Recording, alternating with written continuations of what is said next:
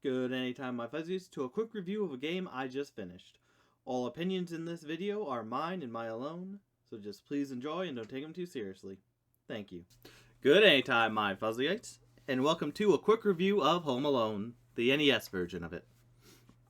As always with these videos, I mark them 1 to 5, 0, 1 being whatever they're trying to go for. It really didn't work out at all. I just felt like it was terribly implemented. It just sucked and didn't really work. 3 being that whatever it was going for was just basic. It worked, but it didn't really surprise me or make me sad about it. And then 5 being that whatever it was trying to do, or what it was, really blew me away and made me go, yeah, that's amazing. I didn't think of it that way. They really used whatever they're going for in a positive light. So, as always with these things, let's start off with the story. So the story is basically a bunch of bandits, apparently more than 2 from the movie, have entered your house and are trying to take your valuables. What you must do is collect a certain amount from each wing of the house, 4 in total. 4? That's 4, not 3. 4 in total. Take them, put them down the chute to the basement, which then the basement key will spawn, grab the key, open the door, go to the basement, avoid pests, and possibly beat a pest boss. And then lock them in and move to the next section. Each wing of the house. After each wing, basically Kevin will be like, yeah, I'm the best in some format. They suck in some format. And or, as well, oh no, the next wing of the house that involves X item I must get. All leading up to the ending where the mom, of course, comes home. You say, nah, it was nothing. And Harry and Marv are in jail. So overall, with the story, I'm gonna give it a 3. Because the story is kind of basic, just grab stuff, put it away, move to the next area. But it was nice enough. 3.5, we'll say. It was 3.5. Because there was not much to it, I guess. Not that there has to be gaming, it's an NES game, so not all NES games were the best, especially licensed. 3.5. Because it is an interesting concept to go, instead of the levels are just wings of your house, which is interesting. Him talking about what bandits is interesting, and then ending off there. Though it's weird because there's definitely 3 or 4 or 5 different bandits. No, 6, I think. Because there's the Harry Marv, there's the hat thrower, the ball thrower, the one that chases you down. Yeah, so about 4 or 5 or 6. And whatnot. And it's just, no, it was just them, I guess, in different disguises. So, 3.5 for the story. It was kind of your run-of-the-mill story, but it did what it needed to do, and also it added an excuse to go to other areas to collect similar items and just a different location, which it definitely could have just been, oh, here are the valuables in this wing. Oh, no, the next wing, we have to go there. But instead of that, they were like, oh, no, they're going for the valuables. Let's get the jewelry. Oh, no, now it's the toys, the expensive toys they're going after. Now in this wing, it's going to be the electronics. And it did change up at least enough of that to make you go, yeah. It's weird to have like, oh, if you want to play with your train set while watching TV, you can't do that. They're in separate wings. Kind of weird, but yeah, 3.5. Next up, we will do the characters, which the only characters you see are Marv and Harry, who are from the movie, and Kevin, who is from the movie. And the other ones don't really talk or do anything. They just kind of are there as obstacles, as most games have them. But you get a little bit from Harry and Marv at the beginning, kind of presenting the story as it is. Oh yeah, here's a house. It's their golden ticket, dream house. Let's go in and get everything. And then between each wing and at the end, you have Kevin being like, oh yeah, we did it. Oh no, move on. In his cockiness, as was in the film. So overall with that, I'm going to give it a 3.5. 3.5 again. Because the characters do do have their own characteristics, and they do go outside of that, but it's very base level. It's very much, yes, this is Kevin. I can see Kevin saying this stuff, but that should be your basicity of what you should do. And how he does it and whatnot is good, and I enjoy the enthusiasm and whatnot from him. So 3.5 on that. As for the settings, you have basically 4 different wings of the house to go through. Each of them are very nicely designed with different rooms, sort of layouts. It's kind of the same, just long hallway with doors. I have to look up a map to see if it's like the doors are always in the same place. But then you got to see some areas like Buddy's room, I'm 100% sure, is the one room with all the various shelves that go up. Is supposed to be Buddy's room, which is a nice add-on. But yeah, each area is distinct to their own thing. There are a lot of special items like bookshelves in certain areas that you don't actually get anywhere else. Tables and whatnot. So while it's a weird layout, if I were to like look at each area and be like, what wing of the house is this? I think I'd be able to go like, oh yeah, that's this area, that's that area. And even beyond that, there's also, every wing has a basement portion of the house, which is the end game. Or I guess end level, where you just run down the basement to the end to put the stuff in the safe. And there's various critters in your way. But again, even though it is brick, I am pretty sure they do add different windows and also just different coloring to make it a little different. So I am going to give it a 4 for setting, because it did do a really good job at differentiate, making every area look different from each other, and having special items that weren't plastered. Some of them were plastered over and over again, copy and pasted, but some were just, hey, here's a bookshelf that's big, this is the only room you'll see it in, which is very nice for setting and whatnot, especially when this is just a licensed game where they could have easily just been like, yeah, there's just Salem. Tons of the same bookshelves around. Oh no, it's just the one bookshelf. They did go a little above and beyond to make everything feel unique. And especially wallpaper, starting room, etc., etc. The game mechanic. So the game mechanic in this game is basically the main premise. You go along there, and grab toys, valuables, whatever it is, put it in a chute to get rid of it. You have a backpack that has a certain amount of space in it. Once it's full, you can't grab any more, so you have to go to a chute no matter what. And you have a certain amount, like 20 in a level, 20 you need to get from a level. That's the main gist of the game. There are secret things to do where you can hold up and jump around to hit, I guess, paintings, mirrors, special parts on the wall, where suddenly either a valuable will just come out of nowhere, or you'll even get a weapon, or a pizza slice, or a whole pizza pie for life, or a pizza slice. If you get 8, you get a extra life. If you get a pizza pie, you get an extra life automatically. Cookies, you get your power back. You have 3 hits before you're done. And, yeah. So the bandits are basically standard. They mostly either just stand there throwing stuff at you. They move towards you, and some of them can be taken out by the traps on the ground if they just walk over it.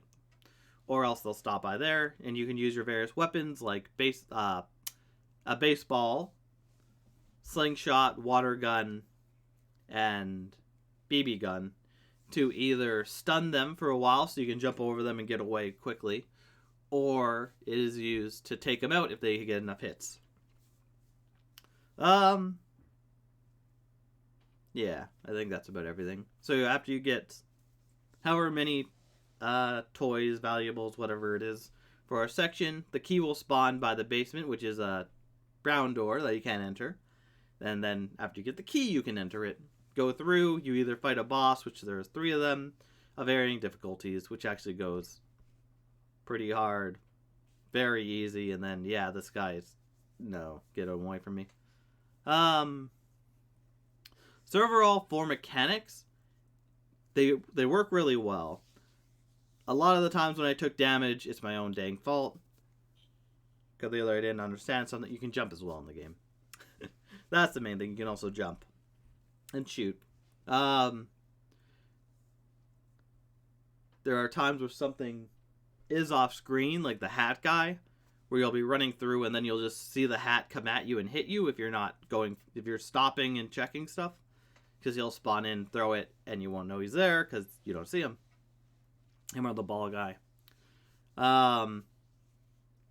Which can be a little annoying, but overall it is what it is. It's a game after all. They have to make it challenging.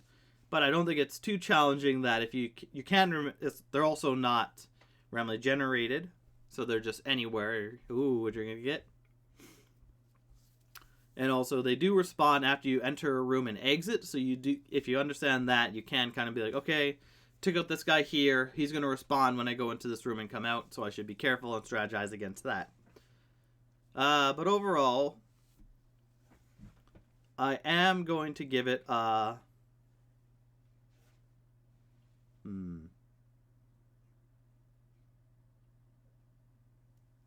I'm debating on 4.5 or 5. Because the game mechanics really do work together well. They were fun and interesting, easy to understand, and they got the point across and everything. Is this the perfect score for game design? Yeah. I'm going to give it a 5 in the mechanics area. Besides the rat at the 4.5, because it's because of the rat. Now, let's go 5. 4. The rat was stupid, but then again, you can kind of just go to the one corner and jump, I think. See, there is a way to cheese him. I am going to give it a 5, because there is also 4.5, because there's a little bit of strategy for like what you have to pick up and when, and like jumping around and grabbing the stuff, but it's also very much, you can just do what I did, where it's just jump along the hallway over and over again until you hit something and then either double back or whatnot. It's not a tough game at all, which is good. Well, depending how you feel about tough games. The mechanics were solid, they made sense. The goal of the game, while weird, in a gaming way, it's like, yeah, I like that. It's a fine style of going. The bandits were varied, and there was enough of them. So 4.5 for the gaming aspect. And a special thing that I don't normally do, because for those of you who don't know, and I don't know why you wouldn't, this is based off a very classic movie, winter movie, called Home Alone. And so how does it, I'm going to rate how it stacks up against the movie itself. So the movie, for a quick refresher, basically a family's going on vacation. Through a mishap, Kevin's passport ticket get thrown in the garbage by accident with a lot of other stuff. And so when they are leaving the house, through a bunch of random happenstance, they miscount the kids, thinking they got him, and they don't have the tickets, so they think someone else gave it to him. Because I think they split up the tickets in the movie to take like half and half, so people don't really know who has what. But everyone goes through, they forget him, he's home alone. And so over the course of a few days, he's home alone. He finds out the bandits are trying to break in, he scares them off, but they're coming back. And in the game, this particular night, the bandits have returned. They found out, oh, it's just a kid in there. Well, let's go in there. Let's deal with him. Let's get the goodies. And so he has set up traps in the movies to take them out. Hijinks ensue. In the end, the bandits are caught. His parents come home. All is well. Happy ending. He learned some stuff. Great. Good movie. You should go check it out. This is a very, very rough, quick review of the movie. Bonus, quick review of the movie and game. It's a fine movie, good for the holidays. But so how the game and movie differ is, in the movie, Kevin set up traps to just take out 2 bandits, Harry and Marv, as they progress through the house, trying to get him, and then eventually come back for the gifts afterwards. And in the game, the bandits are currently looking for the valuables, you must grab the valuables and hide them before Harry and Marv find you, or you get caught a number of times, lose a life, get captured, and that's it. You're done, and they win. Yeah. They also have the tarantula. There is a tarantula in the movie that Kevin's brother Buzz has, who he accidentally releases, so he becomes a part around the house every so often, so you see that. But besides that, you don't really see any rats or even ghosts in the movie. There's kind of a boiler that he's scared of and imagines having demonicness in it, but it's not really said as a ghost. So overall, with the two comparisons, it kind of has a through line of bandits are in your house, but then everything else kind of goes away. Besides you have weapons to take them out, and there are traps on the floor that some of them can trip on and get taken out. But besides that, like, you're trying to get good in the game. You're trying to get valuables to hide, to secure, to succeed. And in the movie, you're just trying to take them out so they don't get you, call the cops and all that, and get them arrested. Which they do get arrested in the end of the game. But I digress. Either way, is it a good representation? I'm not going to mark it 1 to 5 on this, but do I feel like this is a good representation of the movie? I think it has it's the base level thing of, like, there's Kevin, there's Harry, there's Marv, but they did take it in their own way to make it their own thing, have fun with it, and gamify it. And I think they did a solid job of gamifying it, where you do have traps, you do have the BB gun and whatnot, but besides that, there's not much else to tie it into it. So from game to movie standpoint, I think it just barely resembles the game or the movie that's based upon, which isn't a bad thing. But if you're looking to relive the movie through a game, this probably wouldn't be it. But either way, let's go to the conclusion of it all. So, in conclusion, with the story, 3.5, because while it has the basics of, alright, here's why the bandits are invading the house. Here's why Kevin is going into every area and whatnot. And here's the ending of the parents coming home. It's very basic, very low, very basic. But I do love Kevin, how he talks. Every time he says, whenever he does his ending wing spiel, it is unique to what he's saying and whatnot. And fun-ish. The characters, once again, 3.5, because they're just basic forms of what they are. Their dialogue kind of remanates from the movie, how they talked and whatnot. So I could see them talking like this in the movie, about everything, reminiscing and whatnot. But it's just basic, because if you're making a game, you want to have the characteristics of those characters there, but it is still very much bare bones of just, yeah, here's what we're doing, here's a little bit of flair to make it nice, and then take it away game, where they don't really, besides looking somewhat like themselves, like Marv is very obviously the tall guy, and then Harry, I think, is the bowler hat guy, which doesn't make sense because he usually has a toque, but I think that's he's supposed to be him. And Kevin looks fine. 3.5 though. Story is your basic story of bandits coming in. I say basic, this is not basic. It's just a story of bandits coming into your house, you having to get your valuables, lock them away, and then just survive to the end in three or four levels. Very nice. Very nice. Setting is, I put a 4.5, what did I put for setting? I think it was a 4? 5? I can't remember and I can't look back. That sucks. settings, I think, was a 4 or 4.5. I can't remember. One of them. You'll see when I do it. But basically, like, each area from the main wing of the house to the basement do have their own flair. They look nice. They are nice. They play nice. They're very good. They're very done. Well done. So that if you looked at a picture, I could probably be like, hey, that's this wing of the house you're going for. Hey, this is this wing.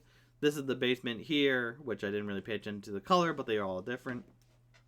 I could probably figure it out by the enemies in the basement. Salem's gone. So overall, oh, there he is. Hi, Salem. And then game mechanics were really solid of collecting the stuff, taking it to a chute and putting it down. The enemies worked well with how they acted. Each one had their own different way of doing stuff, either patrolling or following you. Some of them got hit by traps. Some of them were smarter and didn't. But you also had items to knock or stun them for a bit. And even knock them out for a bit. So very nice. Or take them out of commission completely. Very nice, very interesting. So overall, and I gave it a 5 because it was, 4.5, because it was very well done. The rat was really annoying because I felt like if he had a set program as well, maybe he doesn't. I just didn't realize. It just looks sporadic, but it's not sporadic. Yeah. So overall, I'm going to give this game a 4. Because it's fine, it works well, it looks fine. You can tell where everything is. But even from a Home Alone standard, comparing it to the movie, you get the base of what it is, and then it takes its own way to make it an actual game, and it's fun enough. So there you go. That's my rating of all that. So, thank you, my Fuzzy Ace, for watching. Hope you enjoyed this game. It was a fine game. If you enjoy old NES games, it's not too tough, not too easy. It's about right. Like, Baby Bear and his porridge. So, anyways, have a good day time, my Fuzzy Gates. Happy holidays and Merry Christmas. Take care.